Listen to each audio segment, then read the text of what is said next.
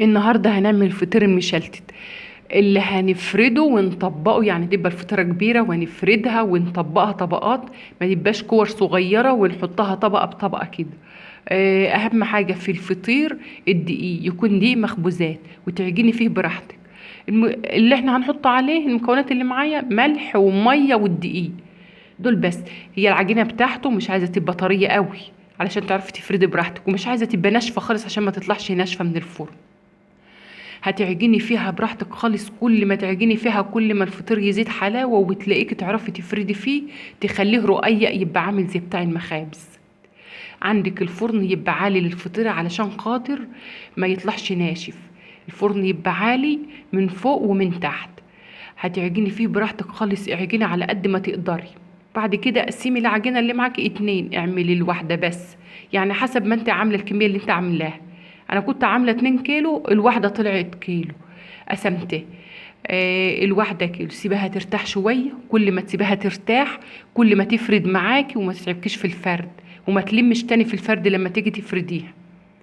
هسيبها ترتاح خالص ساعة ساعتين براحتك خالص، بس المهم تمسحي الوش بشوية زيت وتغطيها بكيس بلاستيك علشان خاطر الوش ما يتغيرش كده ويشقق والحاجات دي وينشف.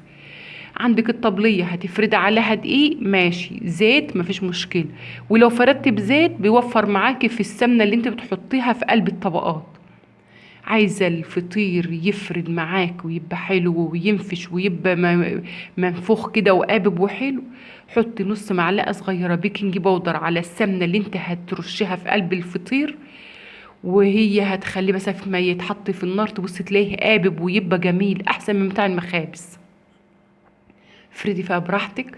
بعد كده بقى تفردها تشدها من كل ناحية وتحطي السمنة فيها وتطبقيها تسيبيها ساعة ساعتين 3. كل ما تسيبيها ترتاح كل ما تديكي نتيجة أحسن.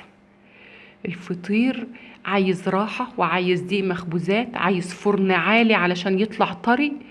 عندك للوش، عندك وش لبن ماشي، تدهني الوش يعني وش لبن لو عندك ماشي، لو مفيش قشطة في قشطة ادهني. مفيش لا ده ولا ده، هات علبة زبادي وعليها معلقتين سمنة وقومي دهنة بيهم الوش برضو. يعني ده بيعمل نفس النتيجة زي القشطة، يعني اللي انا قلت عليهم دول بيجيبوا نفس النتيجة بتاعت القشطة.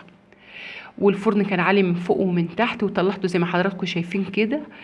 طبقاته رقيقه وما فيهوش سمنه كتير، ما كترتش السمنه، وكان طعمه لذيذ. وده فيديو النهارده، واشوفكم في فيديو جديد.